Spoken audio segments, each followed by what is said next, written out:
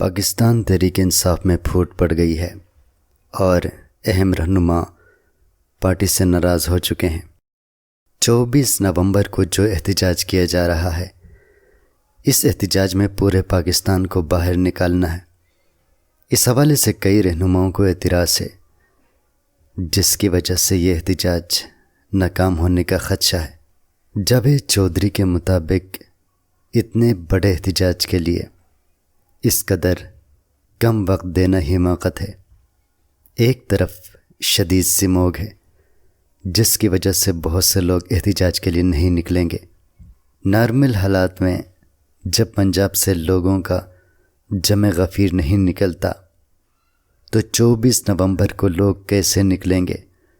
24 نومبر کو لوگوں نے خود اپنے خرچے پر احتجاج کے لیے پہنچنا ہوگا اور اپنی زندگی بھی داؤ پر لگانی ہوگی۔ ان چیزوں کو مد نظر رکھ کر تحریک انصاف کے رہنما پس و پیش کا شکار ہیں۔ ان کا موقف ہے کہ ایسے حالات میں لوگ کہاں سے لائیں گے؟ اگر کوئی رہنما اپنے علاقے سے لوگوں کو لے کر آتا بھی ہے تو ان کے لیے انتظام کرنا پڑے گا۔ ان کے کھانے کا انتظام، شدید سردی سے بچاؤ کے لیے انتظامات بھی ایک بڑا مسئلہ ہے۔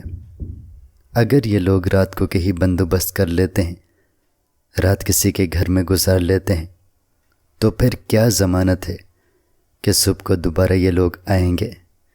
ظاہر ہے سردی کی وجہ سے لوگ بیمار بھی ہوں گے، اور بیماری میں احتجاج میں حاضر رہنا بڑی قربانی مانگتا ہے، جو کہ ممکن نہیں ہے۔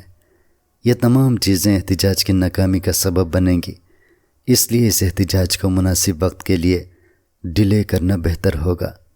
تاہم عمران خان کی بہنوں، بیوی اور دیگر قریبی لوگوں کی جو تیاری ہے، اس سے لگتا ہے کہ تاریخ کو آگے پیچھے نہیں کیا جائے گا، بلکہ اسی تاریخ کو احتجاج کیا جائے گا۔ دوسری طرف ماہرین علم النجوم نے یہ پیشنگوئی کی ہے کہ نومبر کا مہینہ پاکستان کے لیے زیادہ نیک شگون لے کر نہیں آئے گا۔ اس مہینے میں کسی بڑے سانحے کا خطرہ بھی ہے، اس مہینے کچھ بھی ہو سکتا ہے۔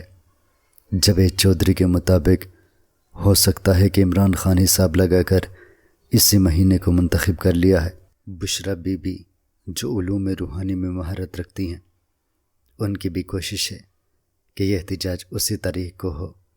لگتا ایسا ہی ہے کہ یہ تاریخ اور دن تحریک انصاف کے لیے خاص اہمیت رکھتا ہے کہ رہنماؤں کے اختلاف کے باوجود تحریک انصاف اسی دن احتجاج کرنے پر مصر ہے۔